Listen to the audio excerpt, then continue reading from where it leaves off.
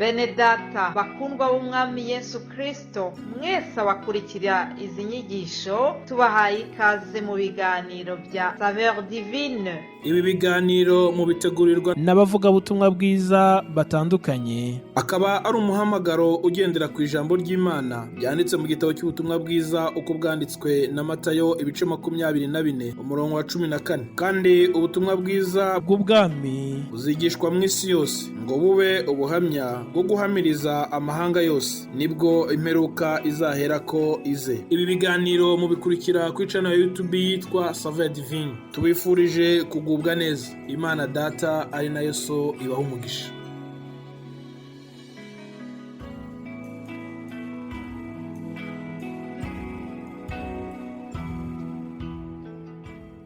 Bakunzi ibiganiro bica ku rubuga rwa SAVEUR divine, ndabaramukije. Muri kumwe na mwene so Pasteur Nestor NSENGIYUMVA. Kuri uyu munsi ugira gatanu muri rino yinga, nagomba ngo dusangire amajambo y'Imana tumaze iminsi turiko turumva muri rino yinga. Aboneka mu cete canditswe na Yakobo igice ca mbere, duhereye ku murongo wa 2 kugeza ku wa 4, havuga ngo: mwiyumvire ko ari ibyo kunezererwa rwose bene data nimwagwa mu bibagerageza bitari bimwe, mumenye yuko ibigeza ukwizera kwanyu bitera ukwihangana. Ariko ukwihangana gukwiye guhingura igikorwa cako, ngo mubone gutungana rwose muhinguwe, mudahajije na kamwe. Abanyitangiye imbere baravuze ibitari bike kuri iri jambo ryitwa kugeragezwa. Nanje nagomba nongere ko yuko kugeragezwa bizana amahirwe canke bitera amahirwe.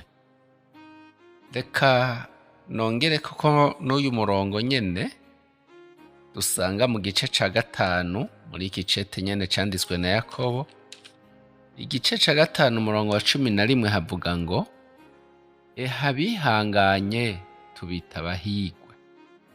Mwarumvise ukwihangana kwa Yobu, mwabonye ivyo Umwami Imana yaherutse kumugirira, ingene yuzuye imbabazi no kugira ikigongwe.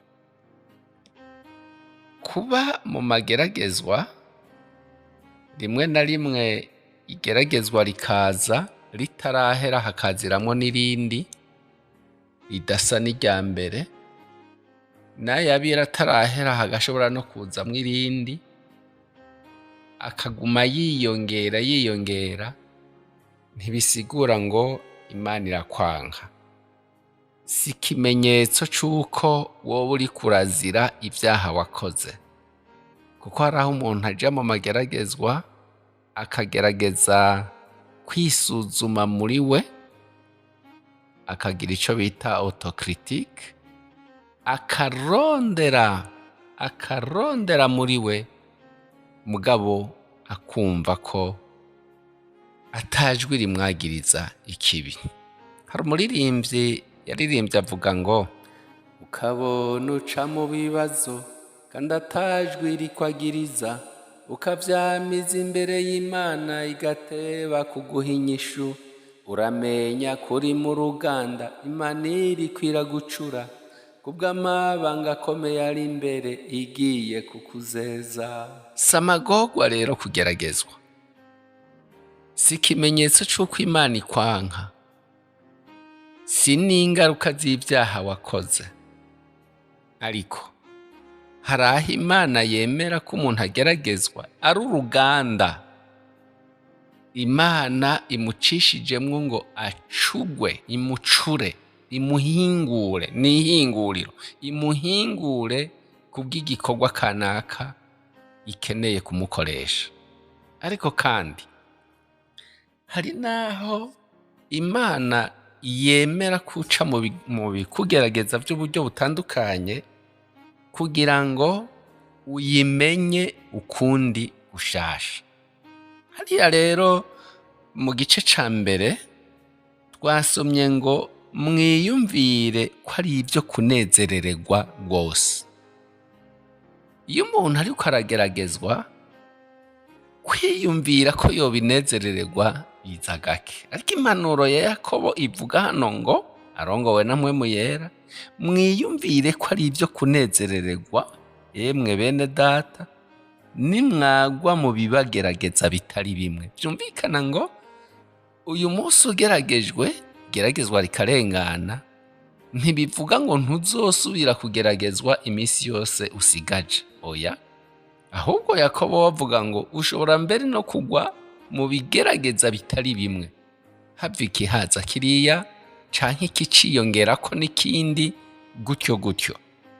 Ariko umurongo wa 3 havuga ngo mumenye yuko ibigeza ukwizera kwanyu bitera ukwihangana. Ariko ukwihangana gukwiye guhingura igikorwa cako ngo mubone gutungana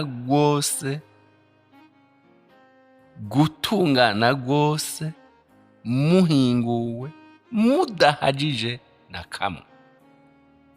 Nagomba ngo twiyumvire gatoya dufatiye akarorero kuri Yobu. Batari bake baramuvuze ko na jewe ngira ndamugaruke ko. Umuntu yokwibaza ngo kubera iki Imana yemeye ko Yobu agwa mu bimugerageza nk'uko tubizi, ahubwo mbere bingana kuriya. Si ikimenyetso c'uko Imana imwanka, ahubwo mbere usomye muri kiriya gice ca mbere ca Yobu, urabona neza ingene Imana yamwirase imbere ya Satani. Iramwirata, irereka Satani ingene Yobu akunda Imana mu buryo bw'igitangaza. Imana imwemera, Imana inezererwa ubugororotsi bwiwe, hanyuma kugezaho na Satani novuga ngo birateba biramushavuza, abwira Imana ngo wamuzitiriye uruzitiro rumukikije impande zose. Reka mvuge ibintu bibiri byatumye Yobu ageragezwa. Kumbure mpwemu yera ashobora kuguhishurira n'ibindi, ariko jewe ngira mvuge ibintu bibiri kuri Yobu. Ijambo ry'Imana ritubarira ngo Satani we yarazi Yobu ko igituma agororokera Imana, akunda Imana, ari kubera afise itunga ryinshi, abantu bamwemera, yubahitse, kandi muri make ataca hajije. Satani abwira Imana ngo pfa gukuraho gusa na gatoya bijya bintu, urabe ingene akurogota akata n'umunota uheze, kugira ngo Imana ihinyuze icambere, kugira ngo Imana ihinyuze Satani ko umuntu ashobora kwigororokera naho ataca yoba afise, kandi kugira ngo Satani atazohava avuga ngo Imana yabikoze gahoro, yibikorana inguvu nyinshi, Yobu yari guca atuka Imana akayivako. Imana iha uburenganzira Satani bwo kuja kubikora uko we nyene avyumva, hanyuma rero turabeye ko Yobu acava ku Mana. Ivyo ibintu byose vya Yobu n'abana biwe vyahereye ku munsi umwe.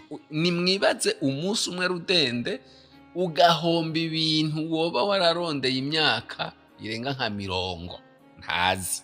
Ku munsi umwe abana wavyaye mu myaka 10 na 20 na ukababurira umunsi umwe, cari ikintu gihambaye cyane. Satani niko yibaza ngo yobikora atyo Yobu yocava ku Mana, ariko siko vyagenze. Satani arateba arasubirayo avuga ngo kubera ko agifise amagara meza nico catumye aguma agororokeye Imana. Noneho Imana imwemerera ko aja no ku mubiri nawo awugenza uko we nyene avyumva, arabe ko yoba ataguma agororokeye Imana. Imana rero yagomba guhinyuza Satani ko umuntu atagororokera Imana kuko aninaye, kuko afise ibintu, kuko afise amagara meza gusa, ariko ashobora no kuyikunda no kuyigororokera ata bintu agira, n'amagara yaramuhezeko. Ico ni kimwe. Ica kabiri, coco ngiye gusoma Yobu igice ca 42 ku murongo wa 5 havuga ngo nari narumvishije ibyawe ugutwi, ariko noneho ijisho ryanje rirakwiboneye. Yobu yarazi Imana yo mu mahigwe, mwitunga, abantu bamwemera, itunga rimwe birara mu nzu ibindi birara hanze, abantu bamukunda, abantu banyuragiranwa kuri we, afise iteka n'ijambo, ndabivuge gutyo. Ariko ntiyari yarigeze kumenya Imana yo mu bukene, Imana yo mu magorwa, Imana abantu batakwemera. Yarakwiye ivyo yari yaravyumvishije amatwi ahandi, mugabo yarakwiye kubibona nawe kugira ngo amenye Imana, bimutere no kuyikunda ukundi gushasha. Ijambo ry'Imana rero ritubariye ngo Yobu kwiherezo niho yabwiye Imana ati ewe Mana, nari narumvishije ibyawe ugutwi, ariko noneho ijisho ryanje rirakwiboneye. Hari aho rero Imana yemera kuca mu bikugerageza by'uburyo butandukanye kugira ngo biciye muri ayo mageragezwa nyene uzubona Imana ukundi gushasha, bigutere kuyikunda. Kuyikunda nako kugutera kuyikorera ukiriho. Rero twasomye ngo ibyo byose bigenda gutyo ngo ukwihangana kwacu guhingurwe, hanyuma tubeho tudahajije akantu na kamwe mu byo kumenya Imana no mu byo ukunda Imana. Bene data, nagomba kukubwira ngo uko ukunda Imana n'amahirwe akomeye cyane. Twavyumvise muri cya gice ca 5 mu cete cyanditswe na Yakobo yuko ivyo bizana amahirwe. Abihanganye tubita abahirwe. Kwihangana rero uzana amahirwe. Ubuhiriwe imbere y'Imana, kuko ubwa mbere hoho Imana ibikwemera, Imana ibizi kutazoyimaramaza, n'amahirwe kuko bigutera kubona Imana no kuyikunda ukundi gushasha no kuyitahura.